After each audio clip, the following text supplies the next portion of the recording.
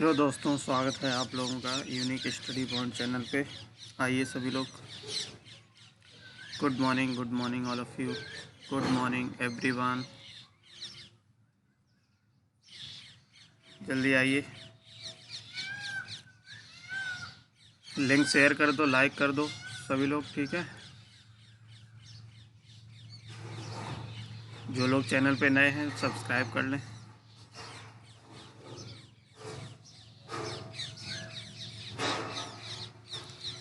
चलिए फिर स्टार्ट किया जाए।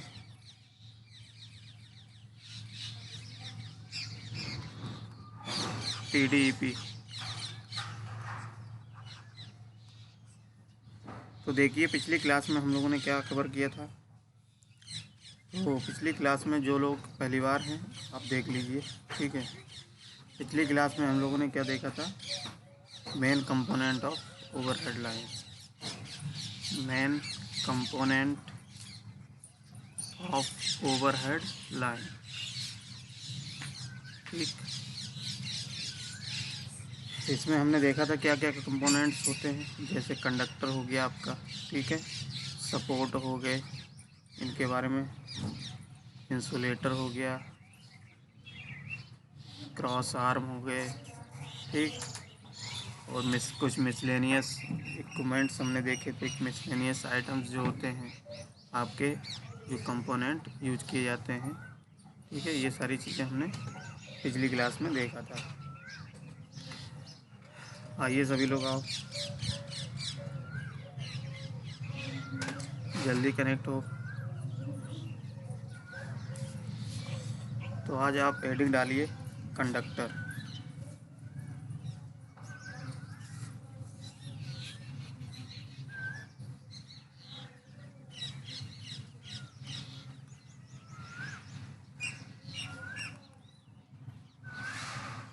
ठीक है, कंडक्टर मटेरियल हेडिंग डालेंगे।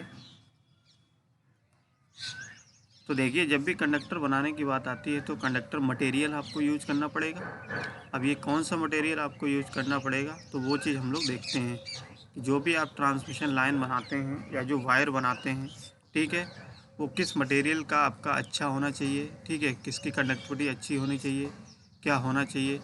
तो पहली बात तो हमने आपको ये बताया था कि कोई अच्छा अगर गुड कंडक्टर है, ठीक है, तो गुड कंडक्टर के लिए आपकी जो करेक्टरिस्टिक होनी चाहिए मटेरियल की, ठीक है, वो क्या क्या होनी चाहिए। तो मटेरियल की जब भी हम बात करते हैं तो मटेरियल ऐसा कैसा होना चाहिए, क्योंकि कंडक्टर है तो कंडक्टर का आपका कैसा होना चाहिए, उसकी कंडक्टिविटी हाई होनी चाहिए। क्या है, कंडक्टिविटी हाई होनी चाहिए, ठीक है। और कंडक्टिविटी हाई होने के साथ साथ में और क्या होनी चाहिए, उसकी मैकेनिकल जो है स्ट्रेंथ वो भी अच्छी होनी चाहिए, ठीक है। मैकेनिकल स्ट्रेंथ क्यों अच्छी होनी चाहिए, क्योंकि हम जानते हैं कि अगर मैकेनिकल स्ट्रेंथ किसी भी कंडक्टर की अच्छी नहीं होगी। अब कंडक्टर आपका, जैसे सपोज करिए एक पोल ये है और एक पोल ये है, इसके बीच के में आपका इरेक्ट किया जाता है, लगाया जाता है। तो जैसे सपोज करिए आपका अगर कंडक्टर मजबूत नहीं हुआ, तो इस केस में कोई विंड अगर हाई चली, ठीक है, कोई स्टॉर्म आया, ठीक है, आंधी पानी ये, तो उस केस में क्या होगा, आपका कंडक्टर टूटने का खतरा रहेगा कि नहीं। जब आपकी मजबूती अच्छी नहीं होगी कंडक्टर की, तो उस केस में आपका क्या होगा, मैकेनिकल स्ट्रेंथ अच्छी नहीं होगी, तो ये टूटने का खतरा रहेगा।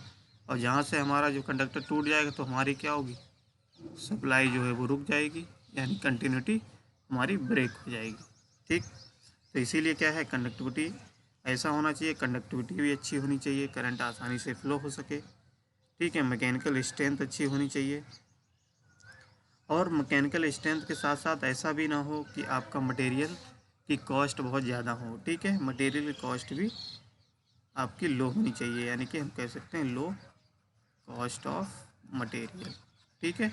तो ऐसा मटेरियल होना चाहिए जिसकी ये सारी कैरेक्टरिस्टिक होती हैं, वो सारी कैरेक्टरिस्टिक आपको इसमें मिल जाए कंडक्टर में।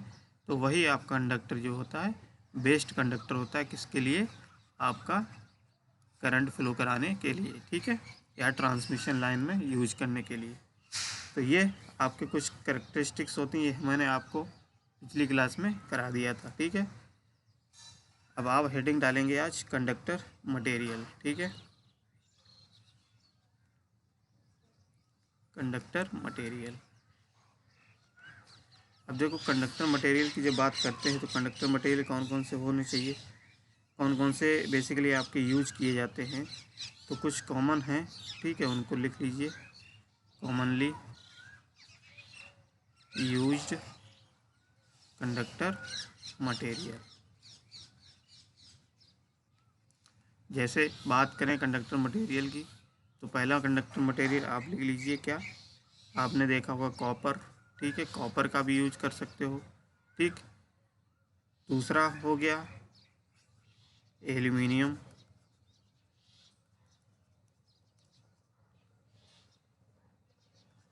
एल्युमिनियम कंडक्टर मटेरियल, ये भी नोट कर लो, फिर इनके बारे में थोड़ा थोड़ा लिखा देंगे कि कौन सा मटेरियल किसके लिए यूज ज़्यादातर किया जाता है, ठीक है। तो फोर्थ आप लिख लीजिए steel core, steel core, aluminium conductor material.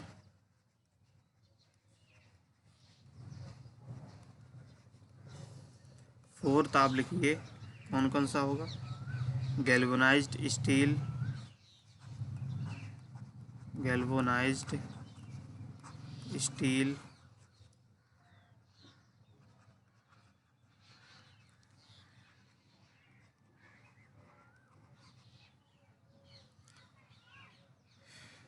एक होता है कैडमियम, कैडमियम कॉपर, मियम कॉपर, ठीक है। तो ये कुछ मटेरियल्स होते हैं कंडक्टर के मटेरियल जिसमें आपकी करंट आसानी से फ्लो कर सकती है। अब इन चारों में से, इन पांचों में से आपका अगर ये बताना है कि कौन सा मटेरियल आपका ट्रांसमिशन लाइन के लिए, ट्रांसमिशन लाइन बनाने के लिए बेस्ट होगा, यानी कि कौन सा अच्छा होगा, तो उस केस में हम लोग कैसे डिसाइड करेंगे। तो हमने बताया कि अगर ट्रांसमिशन लाइन के लिए जब भी हम कंडक्टर मटेरियल यूज करते हैं तो उसकी कुछ करैक्टरिस्टिक होती हैं, वो करैक्टरिस्टिक आपकी अच्छी होनी चाहिए।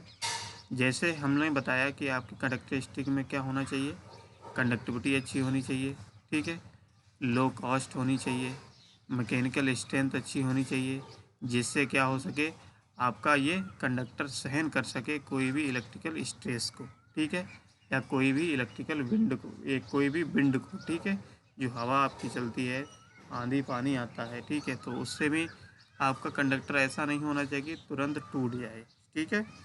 तो इसीलिए ये सारी कैरेक्टरिस्टिक होती है। अब इनमें से कौन सा कंडक्टर यूज किया जाता है ट्रांसमिशन लाइन के लिए, वो चीज़ हम लोग आगे देखेंगे, ठीक है।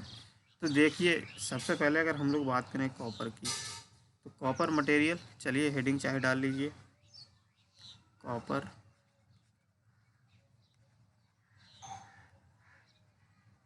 मटेरियल, ठीक है। तो कॉपर मटेरियल की बात करते हैं तो देखिए कॉपर मटेरियल क्या होता है, बेसिकली ये जो मटेरियल होता है एक आइडियल मटेरियल होता है, किसके लिए, ओवरहेड लाइंस के लिए, यानी कि जो आप ओवरहेड लाइन बिछाओगे उनके लिए एक बहुत बेस्ट आपका कंडक्टर मटेरियल होता है। और इसकी कंडक्टर मटेरियल वेस्ट क्यों होता है, क्योंकि हम जानते हैं कि कॉपर जो होगा यूज करोगे उसकी इलेक्ट्रिकल जो कंडक्टिविटी होती है वो ऑब्वियस सी बात है अच्छी होती है, और उसकी जो टेंसाइल स्ट्रेंथ होती है वो भी अच्छी होती है, यानी कि हम कह सकते हैं इसकी जो कंडक्टिविटी है हाई कंडक्टिविटी भी होती है, ठीक है। और कंडक्टिविटी के साथ साथ में इसकी जो हम बात करें तो टेंसाइल स्ट्रेंथ क्या होती है, स्ट्रेंथ की बात करें तो वो भी कैसी होगी, हाई होगी, ठीक है। लेकिन अब देखिए क्या होता है कि जो कंडक्टर मटेरियल आपका कॉपर का अगर बनाते हो तो कॉपर के केस में क्या हो जाता है कि हम जानते हैं कि ये जो मटेरियल है तो होता है वो थोड़ा कॉस्टली होता है, क्या होता है, कॉस्टली होता है। तो कॉस्टली होने के कारण हम क्या करते हैं, कॉपर को ज़्यादातर यूज नहीं कर पाते हैं ट्रांसमिशन लाइन में। क्यों कर नहीं कर पाते हैं, क्योंकि ये बहुत कॉस्टली बैठता है। ट्रांसमिशन लाइन हम जानते हैं बहुत लंबी लाइंस आपकी बिछाई जाती है, 100 200 300 500 किलोमीटर के बीच की दूरी, तो कहीं ना कहीं इस मटेरियल का अगर यूज करेंगे तो ये मटेरियल आपका कॉस्टली बैठेगा जाके, ठीक है। और सारी चीज़ें इसमें अच्छी होती हैं। मैकेनिकल स्ट्रेंथ भी अच्छी होती है, टेंसाइल स्ट्रेंथ भी अच्छी होती है, कंडक्टिविटी भी होती है। लेकिन ये आपका कॉस्ट बहुत अधिक हो जाने के कारण इस मटेरियल को ज़्यादातर यूज नहीं किया जाता है। किस में नहीं किया जाता है? ट्रांसमिशन लाइन को बनाने के लिए। ठीक है, तो ट्रांसमिशन लाइन बनाने के लिए कौन सा यूज किया जाता है? ठीक है, तो वो आप ये देखेंगे। तो ये तो हो गया कंडक्टर मटेरियल की हमने बात कर ली। ठीक है, अगर इसमें लिखना चाहो, नोट्स बनाना चाहो तो लिख लीजिए। ठीक है, हम लिखा देते हैं आपको। तो आप हेडिंग डाल के लिख लीजिए कंडक्टर मटेरियल। और कंडक्टर मटेरियल में सबसे पहला आप हेडिंग डालेंगे कॉपर। ठीक, पहला डालेंगे कॉपर। ठीक है, तो लिखिए इसमें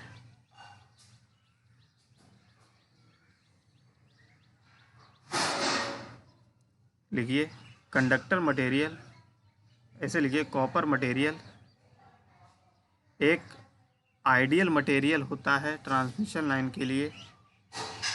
कॉपर मटेरियल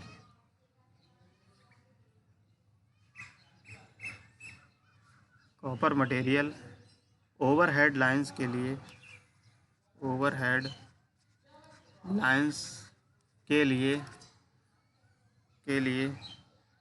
एक आइडियल या आदर्श मटेरियल होता है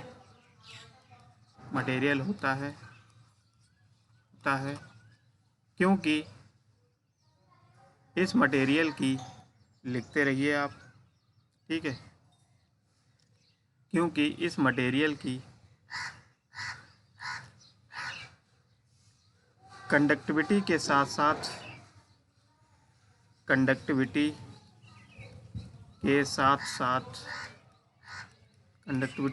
साथ टेंसाइल स्ट्रेंथ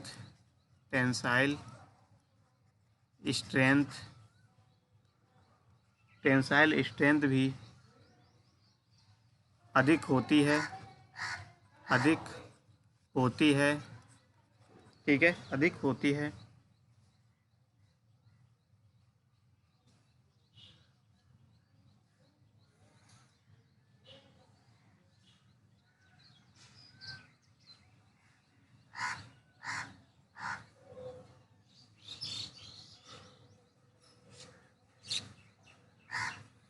अधिक होती है क्योंकि इसकी अधिक कॉस्ट होने के कारण,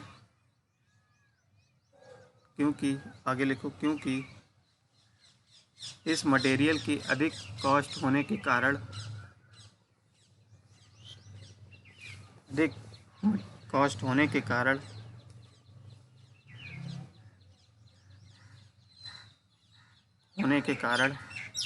अधिक दूरी के लिए ट्रांसमिशन लाइन में प्रयोग नहीं किया जा सकता। अधिक दूरी के लिए ट्रांसमिशन लाइन में या ओवरहेड लाइंस में इस मटेरियल का प्रयोग नहीं किया जा सकता।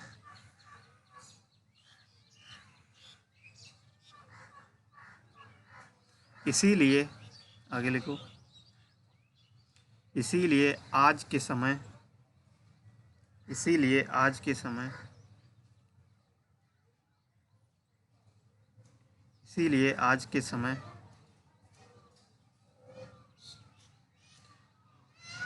कॉपर की जगह एल्युमिनियम कंडक्टर का या एल्युमिनियम मटेरियल का प्रयोग करते हैं। एल्युमिनियम मटेरियल का प्रयोग करते हैं।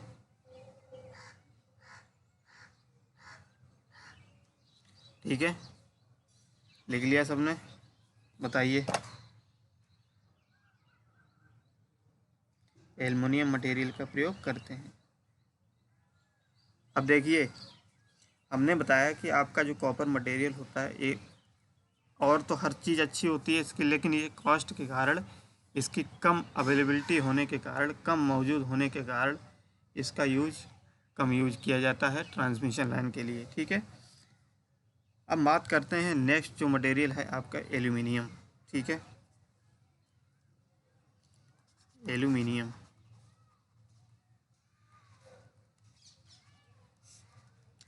तो देखिए एल्युमिनियम की जब हम बात करते हैं तो ये जो मटेरियल होता है आपका चीप भी होता है।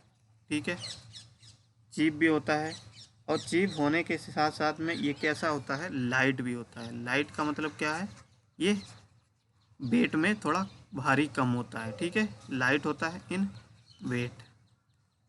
अब हम जानते हैं कि अगर आपका लाइट में वेट में अगर लाइट नहीं होगा, यानी कि हल्का नहीं होगा मटेरियल, तो कहीं ना कहीं उसको ट्रांसपोर्टेशन करना भी उसका क्या होगा, ट्रांसपोर्टेशन करना उसका कठिन होगा। यानी कि उसको बिछाने में, जो ट्रांसमिशन लाइन बिछाते हैं, तो उसको ट्रांसमिशन बिछाने में भी क्या होगा, ज़्यादा से ज़्यादा लेबर की कॉस्ट लगानी पड़ेगी, यानी कि ज़्यादा भारी होगा, तो उसको बिछाने में कहीं ना कहीं दिक्कत का सामना करना पड़ेगा। ठीक है, तो ये एक हो गया इसकी ड्राबैक हम मान सकते हैं।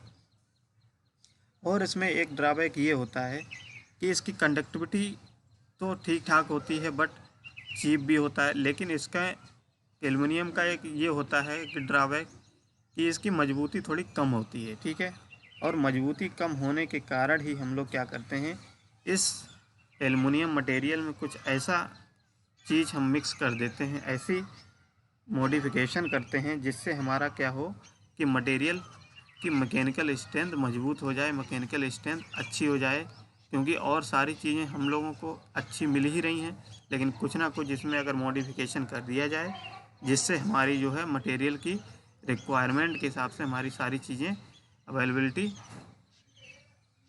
अच्छी हो जाए। ठीक है, तो इसके लिए देखिए क्या करते हैं, हम एल्युमिनियम कंडक्टर में ही हम लोग क्या करते हैं, एक स्टील कोर यूज कर लेते हैं। क्या, स्टील कोर। ठीक है, अब स्टील कोर का मतलब क्या होता है कि आप देखे होंगे कि आपका एक इस तरीके से मटेरियल होता है। मान लिया एक जो ट्विस्टेड के फॉर्म में आपके जो कंडक्टर बनाते हैं, एल्युमिनियम को आप ट्विस्टेड के फॉर्म में बनाते हैं कि नहीं, ट्विस्टेड का मतलब घुमावदार।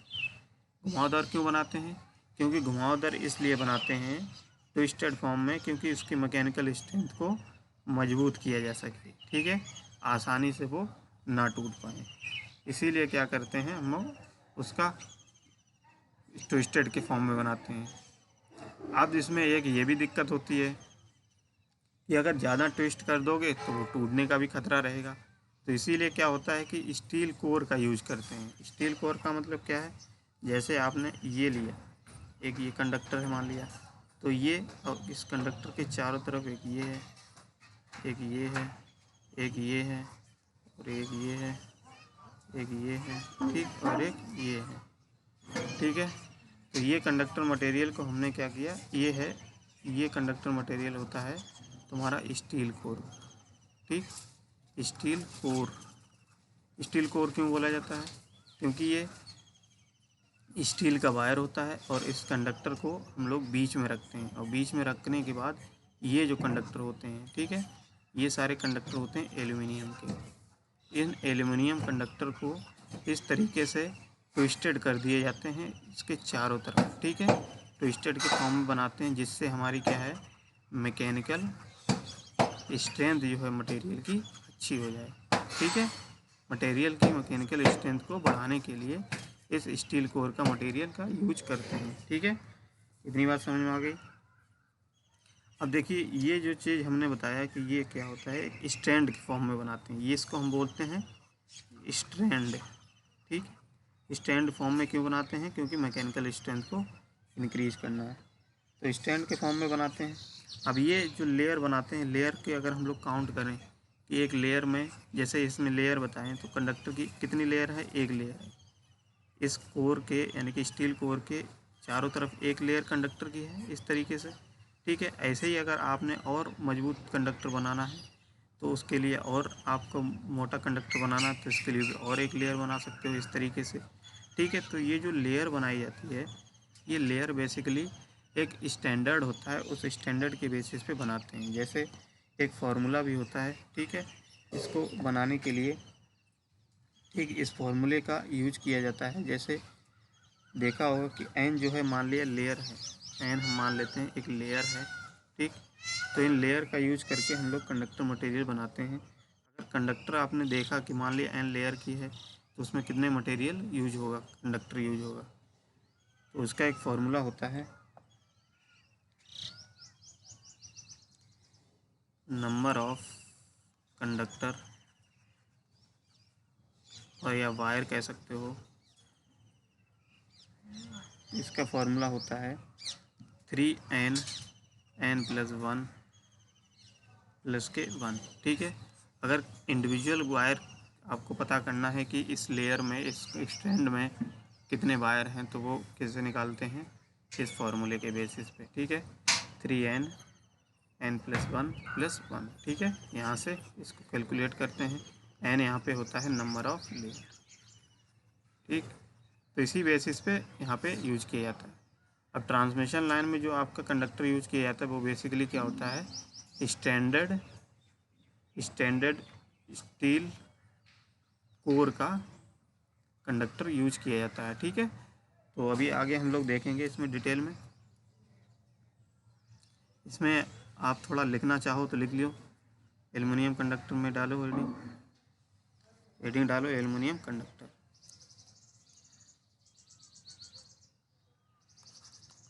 एल्युमिनियम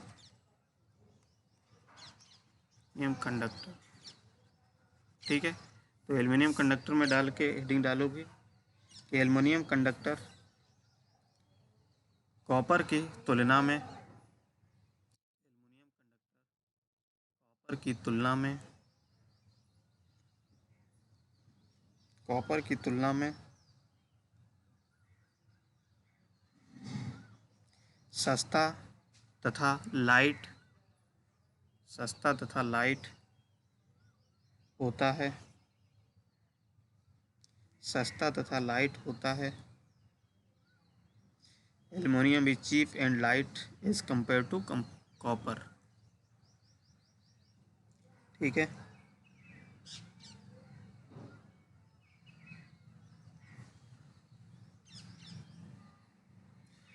लेकिन एल्युमिनियम कंडक्टर की कंडक्टिविटी और टेंसाइल स्ट्रेंथ, एल्युमिनियम की कंडक्टिविटी तथा टेंसाइल स्ट्रेंथ,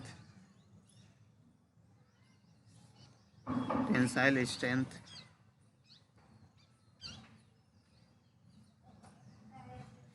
कॉपर के मुकाबले, कॉपर के मुकाबले कम होती है, कॉपर के मुकाबले कम होती है।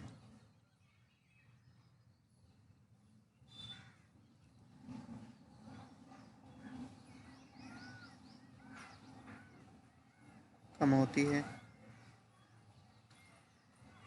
एल्युमिनियम कंडक्टर की टेंसाइल स्ट्रेंथ को बढ़ाने के लिए, बढ़ाने के लिए स्टील कोर, स्टील कोर के एल्युमिनियम का प्रयोग किया जाता है। स्टील कोर एल्युमिनियम का प्रयोग किया जाता है, ठीक है, किया जाता है।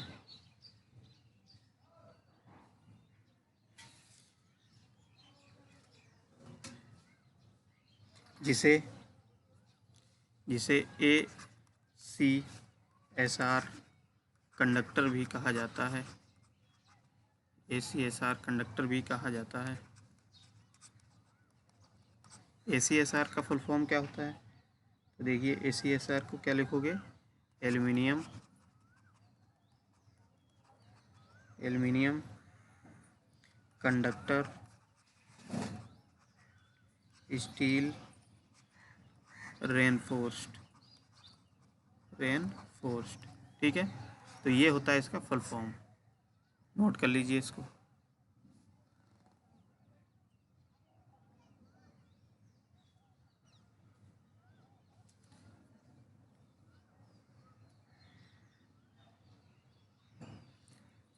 अब ये वाला एक डायग्राम है, ये बना लो आप।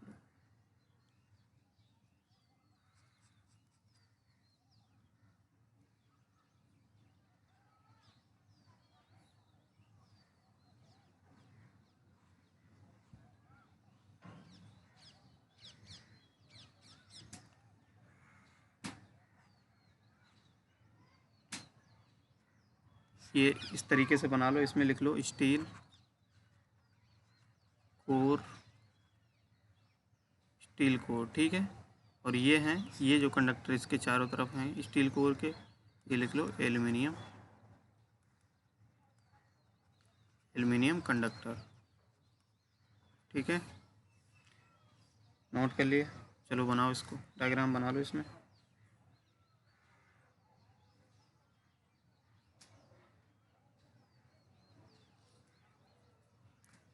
तो ये स्टील का यूज क्यों करते हैं कोर, क्योंकि मैकेनिकल स्ट्रेंथ को,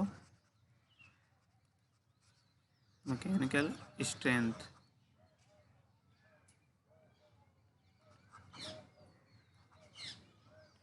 स्ट्रेंथ को इंक्रीज करने के लिए, ठीक, बढ़ाने के लिए स्टील कोर का यूज किया जाता है।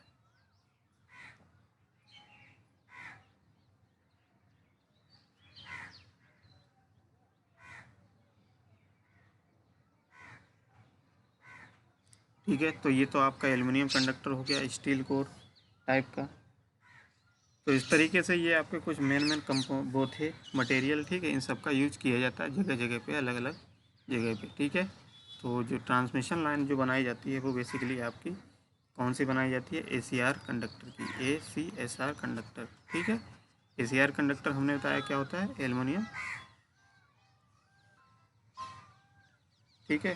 तो ACR कंडक्टर समझ गए, ACR aluminium conductor steel reinforced conductor होता है इसका फुल फॉर्म। यही कंडक्टर आपका ट्रांसमिशन लाइन में यूज किया जाता है। जो चारों तरफ आप देखते हो लाइन को, ठीक है, वो ट्विस्टेड फॉर्म में, उसके बीच में हमेशा आपने देखा होगा, आप देखिए कि उसके बीच में एक स्टील का वायर मिलेगा आपको, ठीक है। और ये स्टील वायर का क्यों यूज़ करते हैं, क्योंकि उसकी मैकेनिकल स्ट्रेंथ को अच्छा करने के लिए, ठीक है।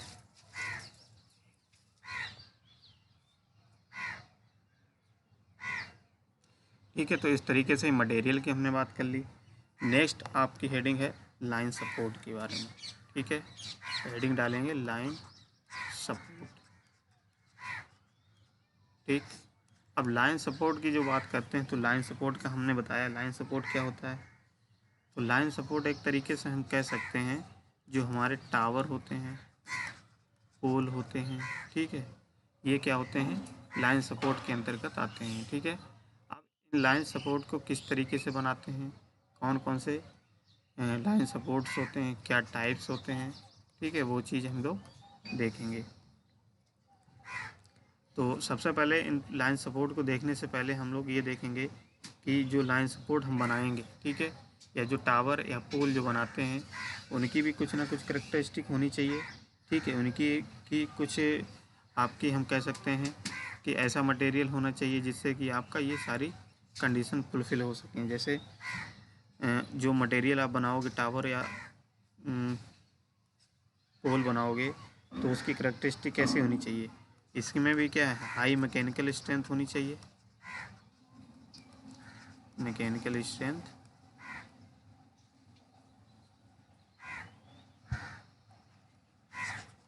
मैकेनिकल स्ट्रेंथ अच्छी होनी चाहिए। दूसरी चीज़ मैकेनिकल स्ट्रेंथ क्यों अच्छी होनी चाहिए, तो जैसे हम जानते हैं कि अगर आपका ये टावर है या पोल मान लेते हैं, ठीक है, तो इस पोल पे अगर सपोज करिए बहुत सारे ये कंडक्टर्स लगे होते हैं, मान लीजिए इस तरीके से, अगर इस पोल की अगर मैकेनिकल स्ट्रेंथ अच्छी नहीं होगी, ठीक है, तो ये क्या करेगा, ये कंडक्टर का वेट सहन नहीं कर पाएगा। और वेट के साथ साथ में जैसे विंड हब चली, तो विंड के केस में इसमें टावर पे फोर्स ज़्यादा लगेगा कि नहीं, और ज़्यादा फोर्स लगने के कारण हमारा क्या होगा, ये टावर या पोल जो है वो टूटने का खतरा रहेगा, रहेगा कि नहीं, ठीक है। तो इसीलिए हम लोग क्या करते हैं, इसके कंडक्टर के वेट को हम लिख सकते हैं कि जो कंडक्टर है उस कंडक्टर के वेट को सहन करने के लिए जो पोल या टावर है उसका मैकेनिकल स्ट्रेंथ अच्छी होनी चाहिए, ठीक है। कंडक्टर वेट को सहन करने के लिए। दूसरी चीज़, मैकेनिकल स्ट्रेंथ के साथ साथ में कैसा होना चाहिए, लाइट इन वेट होना चाहिए, ठीक है, यानी कि भार में हल्का होना चाहिए, ठीक है, अत्यधिक भारी नहीं होना चाहिए पोल, जिसको क्या करोगे आप आसानी से ले जा सको एक स्थान से दूसरे स्थान से, ठीक, यानी कि ट्रांसपोर्टेशन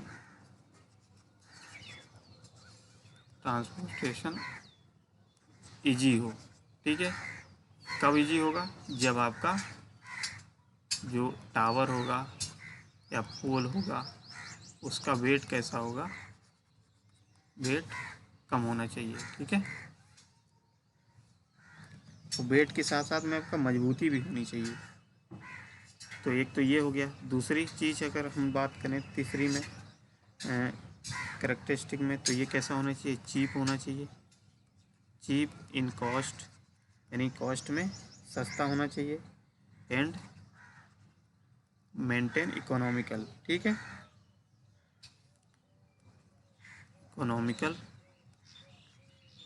टू मेंटेन। अभी इसको लिख लीजिए, अभी हिंदी में लिखा देंगे, ठीक है। लॉन्गर लाइफ होनी चाहिए, यानी कि जो पोल आप यूज करते हो वो अधिक समय तक चलना चाहिए, ठीक है। और नेक्स्ट जो है easy accessibility, easy accessibility of conductor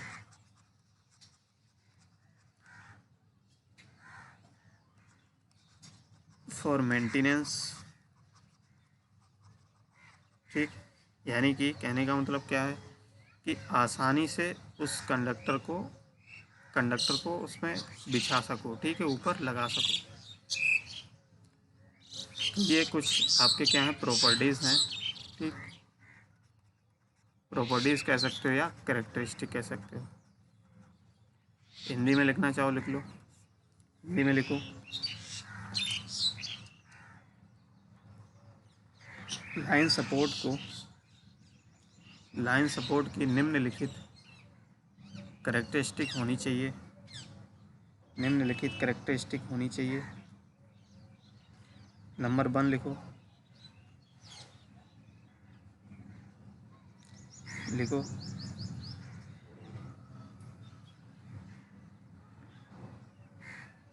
conductor के वेट को तथा विंड लोड को, कंडक्टर के वेट को तथा विंड लोड को सहन करने के लिए